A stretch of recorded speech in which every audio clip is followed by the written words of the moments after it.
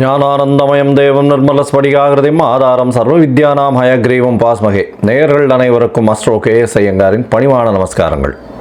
மாத பலன் குரோதி வருஷம் மாசி மாதம், அதாவது 13/2/2025 14/3/2025 வரலும் உண்டான காலகட்டத்தில் மேஷம் முதல் மீனம் வரை என்னென்ன பலன்கள் அப்படின்றத இந்த குரோதி வருஷம் மாசி மாதம் பார்க்கலாம். இப்போ இந்த மாத பலனில் முதல்ல நம்ம இந்த மாதத்தினுடைய கோள் சாரம் என்ன அப்படின்றத பார்ப்போம். இந்த மாதத்தில் வரக்கூடிய விசேஷ நாட்கள் என்ன அப்படின்றத பார்ப்போம். அதற்கு பிறகு மாதத்தினுடைய ஒரு ராசிக்கான பலன் என்னன்றதை பார்க்கலாம். இந்த மாதத்தினுடைய கோள் சாரம் அப்படின்னு எடுத்தோமேயான ரிஷபராசியில் குரு வக்ர நிவர்த்தி ஆகிடுறார். இந்த மாதம் அதாவது தை 29ஆம் தேதி வக்ர நிவர்த்தி ஆகிடுறார். அதுவும் தனியாக ஒரு வீடியோ போட்டிருக்கேன், பாருங்கள். 29ஆம் தேதி தை மாதம் வக்ர நிவர்த்தி ஆனதுனால குரு 2ஆம் இடத்துல இருக்கார், அதாவது ரிஷபத்தில். மிதுனத்தில் செவ்வாய் வக்ரம், கன்னியில் கேது,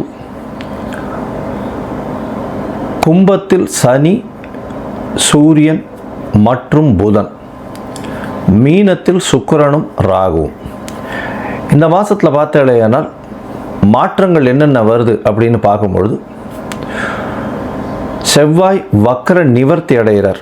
எப்போ அப்படின்னா இந்த மாதம் பிறந்து ஒரு 10 நாள்லேயே, அதாவது 21/2/2025 அன்றைக்கே செவ்வாய் வக்ர நிவர்த்தி. ஆனால் மிதுனத்தில் இருக்கார். இதை தவிர பார்த்தாலேயானால் புதன் இந்த மாதம் கும்பத்திலிருந்து மீனத்துக்கு போகிறார். அது 26/2/2025 அன்னைக்கு. அதற்கு பிறகு பார்த்தாலேயானால் 4/3/2025 அன்னைக்கு சுக்கிரன் வக்ரகதி அடைகிறார் மீனத்திலேயே. புதன் 9ஆம் தேதி அன்னைக்கு 9/3/2025 அன்னைக்கு வக்ரகதி அடைகிறார், அதுவும் மீனத்தில். இப்போது இந்த மாதத்தினுடைய கோள்சாரம் இது.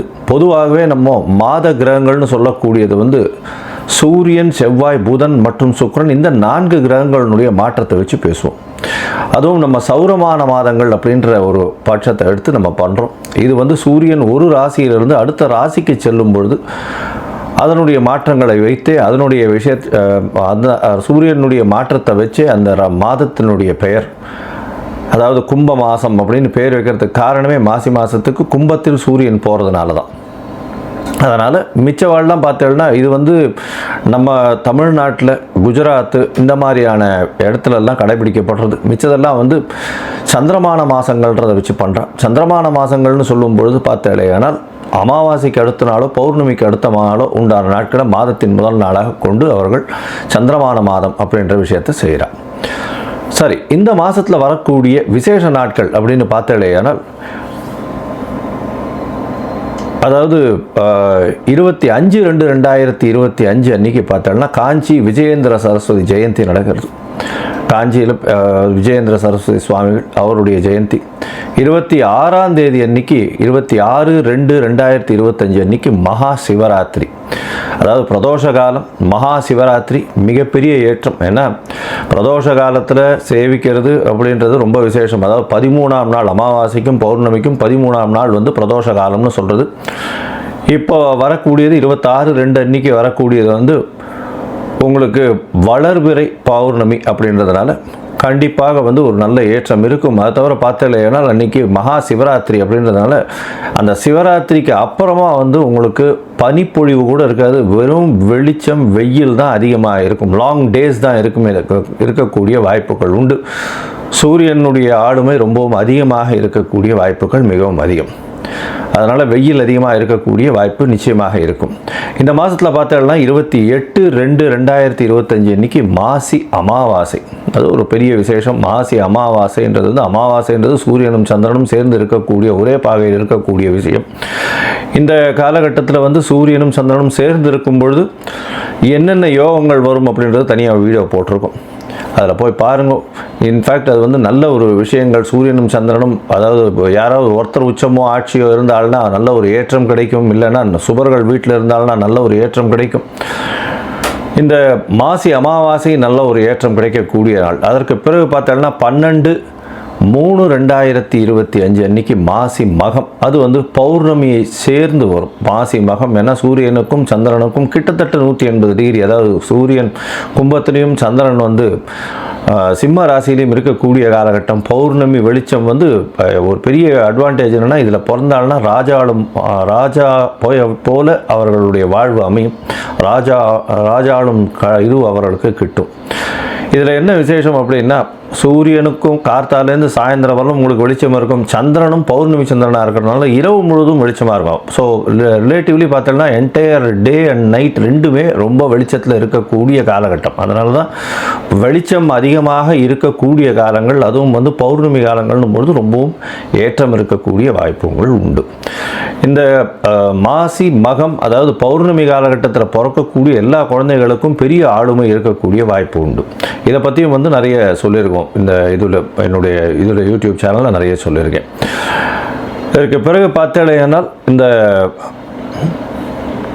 14/3/2025 அன்னைக்கு காரடையான் நோன்பு, இது வந்து ரொம்பவும் விசேஷமான காலகட்டம். காரடையான் நோன்பு அப்படின்னு சொல்லக்கூடியது வந்து மாசியும் பங்குனியும் கூடுறது அப்படின்னுவா. அதாவது கார் அப்படின்னா வந்து கருப்பு நிறம், இருண்ட இடம், யமலோகம் இதெல்லாம் குறிக்கக்கூடியது இந்த கார் அப்படின்றது. அடையான் அப்படின்னு, கார் அடையான்றது, அடையான் அடைய மாட்டான் அப்படின்னு சொல்லக்கூடியது. அதாவது பெண்கள் வந்து தன்னுடைய கணவருக்குன்னு, அதாவது திருமணமான பெண்கள் தன்னுடைய கணவருக்குன்னு விரதம் இருந்து செய்யக்கூடிய ஒரு பெரிய விஷயம் இது. இந்த காரடையான் நோன்பு நோற்பது பெரிய விஷயம். இதன் மூலியமாக தன்னுடைய கணவருக்கு ஆயுள் விருத்தி ஏற்படக்கூடிய வாய்ப்பும், அவர்களுக்கு வந்து மாங்கல்ய பலம் அதிகரிக்கக்கூடிய வாய்ப்பும் நிச்சயமாக உண்டு. இதனால தான் கார் அடையான் நோன்பு அப்படின்னு பேர். இந்த சாவித்திரியினுடைய கதையை சொல்வா, சத்யவான் சாவித்திரியினுடைய கதையை சொல்வா. அவர் வந்து சத்யவானுடைய உயிரை மீட்டு கொண்டு வந்தவள் அப்படின்றதுனால அந்த காரடையான் நோன்பு மிகவும் விசேஷமாக சொல்லப்படுகிறது. பங்குனி மாதத்தின் முதல் நாள் அன்னைக்கு பண்ணுறது. அதனால் பங்குனி பிறந்த உடனே அதை பண்ணுவாள். நார்மலி பார்த்தாலேனால் அந்த காரடையான் நோன்பு டைம் வந்து சாயந்தரம் 5:30லேருந்து 6:30 வரும். அந்த டைம் வந்து நான் தனியாக போடுறேன் உங்களுக்கு. இதை தவிர பார்த்தோம்னா நார்த் இந்தியாவிலலாம் ஹோலி பண்டிகைன்றது விசேஷமாக கொண்டாடுவோம். ஹோலி பண்டிகைன்றது வந்து இப்போ ஒரு அதாவது பெண்கள் வந்து தன்னுடைய தமையன் தம்பி, அதாவது பிரதர்ஸ் எல்லாருக்குமே, தம்பி அண்ணன்களுக்கு வந்து கயிறு கட்டி அவர்களிடம் சேவிச்சுட்டு அவர்கள்கிட்ட வந்து பைசா வாங்கிட்டு அவர்கள்ட்ட ஆசீர்வாதம் வாங்கிக்கிறதும், அவர்களுக்காக வந்து ரொம்ப வேண்டிக்கிறதும், அவர்களுடைய உடல்நிலை நல்லபடியாக இருக்கணும்னு வேண்டிக்கிறதும் அவர்களுக்கு பெரிய மகிழ்ச்சியை கொடுக்கும். ஆண்கள் பெண்களை வந்து தன்னுடைய என்ன சொல்கிறது சகோதரிகளாக பாவிக்கக்கூடிய ஒரு பெரிய ஒரு பண்டிகை. இது வந்து ஹோலி பண்டிகையாக கருதப்படுகிறது. இது வந்து நார்த் இந்தியாவில் ரொம்ப ஃபெமிலியர், மிகவும் அந்த கலர்ஃபுல் ஃபெஸ்டிவலாக இருக்கும், ரொம்ப ஏற்றத்தோடு இருக்கக்கூடிய காலகட்டம். சரி, இந்த மாதம் மேஷம் முதல் மீனம் வரை எப்படி இருக்குது மாசி மாதம் அப்படின்றத பார்ப்போம். அதற்கு முன்னாடி என்னுடைய மொபைல் நம்பர் கீழே ஸ்டாலிங்கில் போயிட்டுருக்கோம். உங்களுக்கு அஸ்ட்ராலஜிக்கல் கன்சல்ட் தேவைப்பட்டதுன்னா நீங்கள் எனக்கு ஃபோன் பண்ணுங்க. உங்களுடைய date, time, place of birth, உங்களுடைய பெயர், தாய் தந்தையர் பெயர் எனக்கு அனுப்புங்க.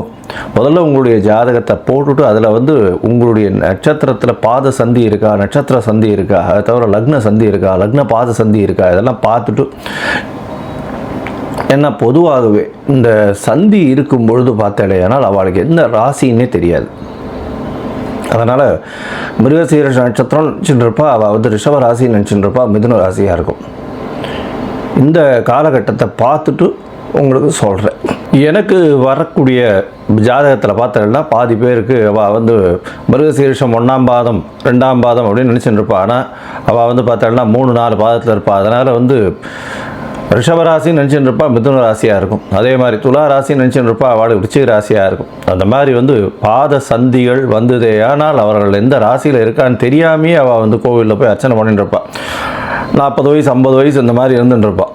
அதனால் முதல்ல வந்து உங்களுடைய நட்சத்திரம், உங்களுடைய நட்சத்திரத்தினுடைய பாதம், அப்போ வந்து என்ன ஆகும் அப்படின்னா, இப்போ நீங்கள் வந்து இப்போ நல்ல நேரம் நடந்துட்டுருக்குன்னு நினச்சிட்டு இருப்பீங்க. ஆனால் உங்களுடைய ஜாதகத்தில் இருக்கக்கூடிய லக்னத்திற்கு பார்த்தாலேயானால் நல்ல நேரம் நடக்கிறது நினச்சிட்டு இருப்பீங்க. ஆனால் உங்களுடைய தசை நல்லபடியாக வேலை செய்யாது. காரணம் என்னென்னா, பாதங்கள் மாறி போய் உங்களுடைய ராசி, லக்னத்தினுடைய லக்னம் இருக்கக்கூடிய ராசி எல்லாமே மாறி இருக்கும்.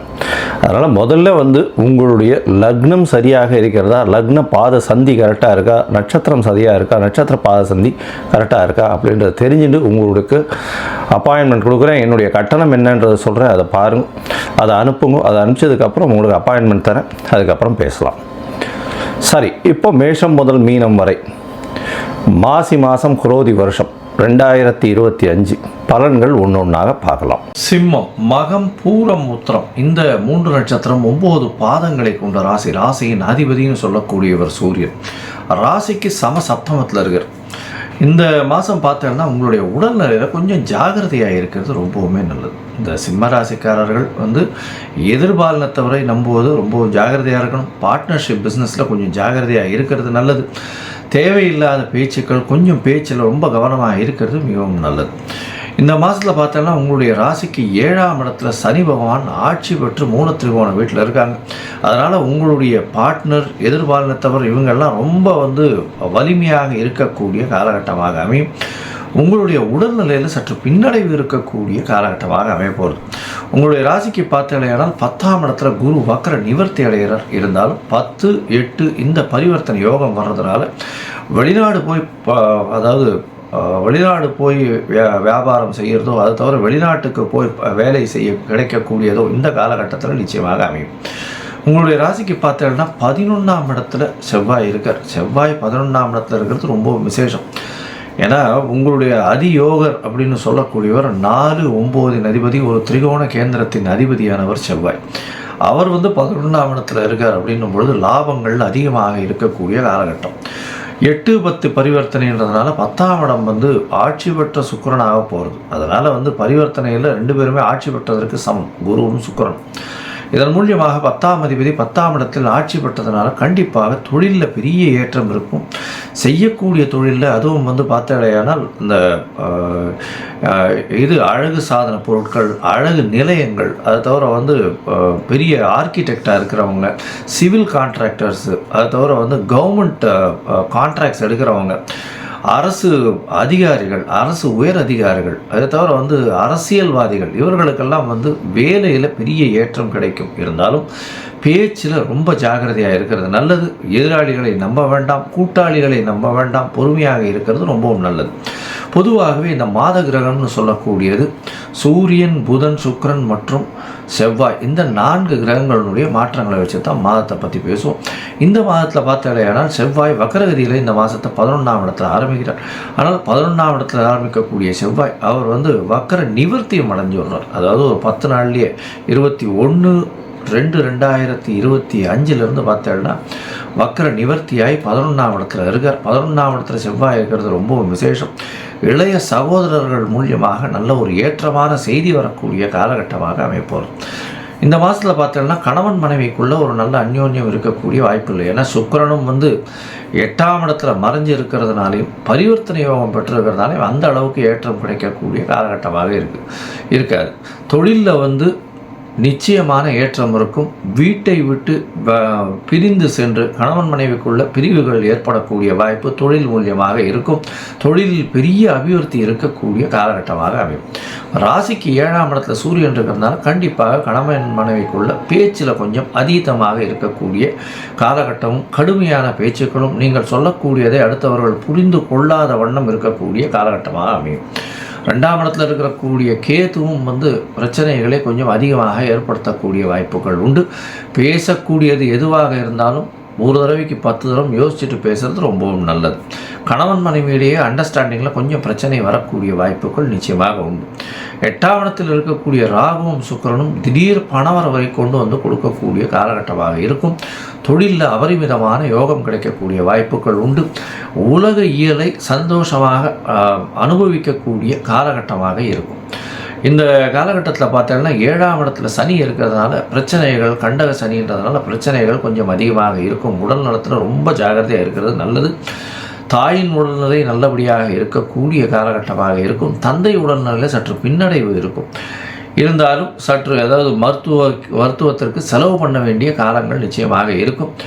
அதை தவிர பார்த்தீங்கன்னா போட்டித் தேர்வில் சற்று பின்னடைவு இருக்கும். படிக்கக்கூடிய மாணவர்களுக்கு நல்ல ஒரு ஏற்றம் இருக்கக்கூடிய காலகட்டமாக அமைய போகிறது. ஏன்னா 8ஆம் இடத்துல புதன் போய் மறைஞ்சாலும் நீச்ச பங்கம் அடைகிறதுனால கண்டிப்பாக படிப்பில் வந்து நல்ல ஒரு ஏற்றம் இருக்கும். வெளிநாடு போய் படிக்கக்கூடிய பாக்கியத்தை நிச்சயமாக கொடுப்பார். இந்த மாதத்தில் வந்து உங்களுடைய முயற்சிகள் எல்லாமே வெற்றி பெறும். ஏன்னா 3ஆம் அதிபதியே வந்து 8ஆம் இடத்துல உச்சம் பெற்று போயிருக்கிறதுனால வெளிநாடு போகணும்னு நினைக்கிறவர்களுக்கெல்லாம் கண்டிப்பாக வெளிநாட்டு யோகம் நிச்சயமாக உண்டு. இருந்தாலும் சில நாட்கள் இந்த மாதத்தில் தள்ளி வைக்கிறது நல்லது. அந்த சில நாட்கள்னு சொல்லக்கூடியது சந்திராஷ்டம நாட்கள். சந்திராஷ்டம நாட்களில் வந்து புதிய முயற்சி வேண்டாம், வெளிமாநில பிரயாணம் வேண்டாம்னு சொல்கிறோம். ஒருவேளை நீங்கள் வந்து பண்ண வேண்டி இருந்தது அந்த காரியத்தை அப்படின்னு சொன்னால் கண்டிப்பாக அந்த காலகட்டத்தில் சந்திர பகவானுக்கு உண்டான எளிய பரிகாரம் அப்படின்னு சொல்லக்கூடியது அல்லி மலர் அருகில் இருக்கக்கூடிய சிவன் கோவிலில் கொடுத்துட்டு போவோம். அது வந்து இந்த சந்திராஷ்டமத்தின் தாக்கத்தை நிச்சயமாக குறைக்கும். சந்திராஷ்டமம் எந்தெந்த எண்ணிக்கை அப்படின்னு பார்த்தோம்னா 1/3/2025 3/3/2025 வரலும் உண்டான நாட்களில் சந்திராஷ்டம காலமாக இருக்குது.